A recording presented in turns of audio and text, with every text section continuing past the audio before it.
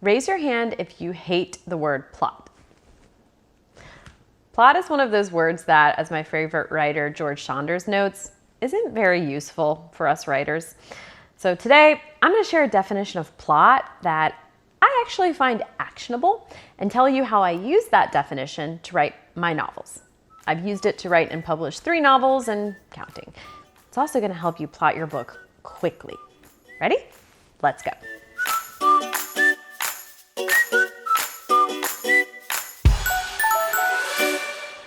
When I first wanted to write a novel, I had no idea what I was doing. So I just Googled how many words are in a novel. Google told me 70,000, so I wrote that many and then stopped. Did it have a plot? Well, yeah, in the sense that things happened. I mean, every story has a plot in that sense, if plot is just what happens. But did it have a good plot, meaning one that pulls the reader forward, that keeps them turning the pages? Heck no. I did not give that book a good plot until about my 10th draft, when I learned these tactics I'm going to share with you. So here they are. First, a definition. A good plot is a series of events in your story that combined make the reader want to keep reading.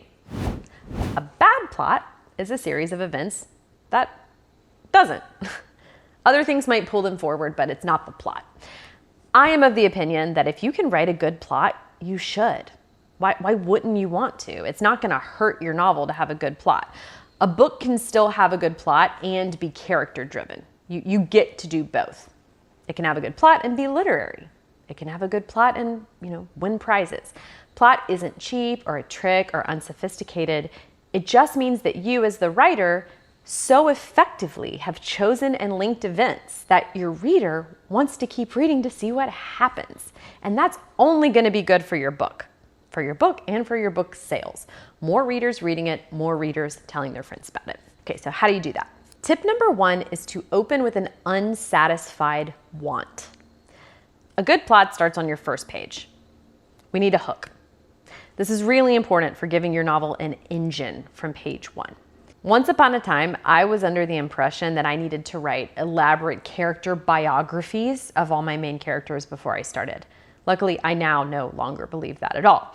For me, the necessary prep work before writing comes down to checking just a few critical boxes, the main one of which is, what does my main character want that they can't easily get? It doesn't have to be big.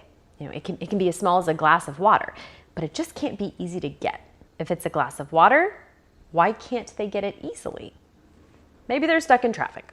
Or in a desert if you want to go dramatic, and it's that kind of book.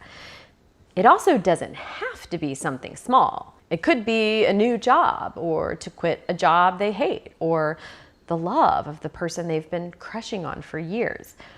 Whatever it is, they want it, and because they want it, we have something to wait for, which is the answer to the question, are they going to get it? Now, they can fulfill this want by page 10 or 12 or whatever. I'm not giving you a rule here for how long the wish has to go unfulfilled. It certainly doesn't have to be until the end of the book. The purpose of the unsatisfied want at the beginning is to hook your reader right away. Tip number 2 is to plant tension. Things cannot be happy for too long. When I work with writers in my program, the Book Incubator, which you can learn more about by clicking below this video, I have an exercise I do with people to figure out what comes next in their book. Here it is. We make a list of all of the existing tensions that are in the story so far. If they can't come up with any tensions that are in their story so far, well, that's good information. And that's a problem. Like, we want tension. Tension is really important. It's what drives a story. So you want to go back and add some in if you don't have any. If things are happy for too long in your book, the reader doesn't have a reason to keep turning the pages. Think of a story you've loved lately. Could be a book or a movie or TV show, doesn't matter. Actually, hit pause if you need to, but I really mean this. Like, think of it. Okay, you got one? What's the tension at the beginning of this movie or TV show or book? You should be able to think of something. There's always a tension early on, even in lighter stories, even in comedies. In my novel, when you read this, the major tension is that The main character knows she's about to die, and she doesn't think she's made the most of her life. In my novel Privilege, very early on, the main character, who is a college student, is sexually assaulted. And the tension becomes, what's going to happen next? Is he going to get in trouble? Will he not? And either way, how will that affect her? In my third novel, Palm Beach, the tension is that the main character's husband has taken a job for a man that she thinks is evil. And the question that raises is, what's this going to do to their marriage? So do you get the idea? You want tension early enough in the story that the reader has something to be nervous about. All right, if you want to share some possible tensions below in the comments, great. I would love to see your ideas. It can be really helpful for you just to have to articulate them. This is why I do this exercise with the writers I work with. Oh, and please remember to like this video and subscribe to my channel if you like what I'm sharing today. The last tip is to follow the tensions that you've already created. George Saunders, who is one of my favorite writers, said, "I always describe writing a story as throwing bowling pins in the air and then catching them." We can think of this as the 3-act structure in a way. You gather up the pins, that's act 1, and that means like plant some seeds. You throw them in the air, that's act 2. That means exacerbate the tensions, like build them up. Then in act 3, the pins have to fall down somewhere. The tensions you've created will be resolved. This to me means at some point you have to stop creating new tensions and build on the ones you've already created. When I was writing my first novel, before I had a reliable process for writing a novel that I could use, I kept rewriting the draft, not realizing what I was doing wrong. And one major thing I was doing wrong was I was always adding in new tensions instead of building on the ones I already had.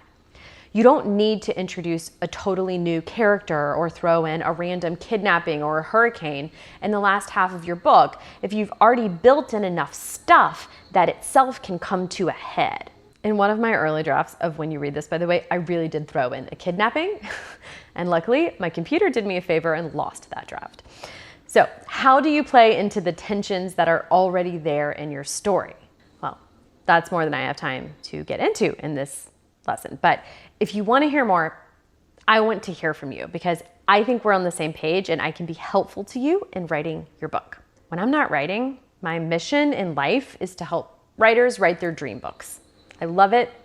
I live for it. If you're curious to know more, I have a free video walking you through my exact process for writing a book. You can get it by clicking below and answering 2 questions to apply to my program, The Book Incubator. You get the video whether you join or not, no pressure to enroll. So just click below and tell me a little bit about you and your book or your book idea. I'm so excited to hear from you.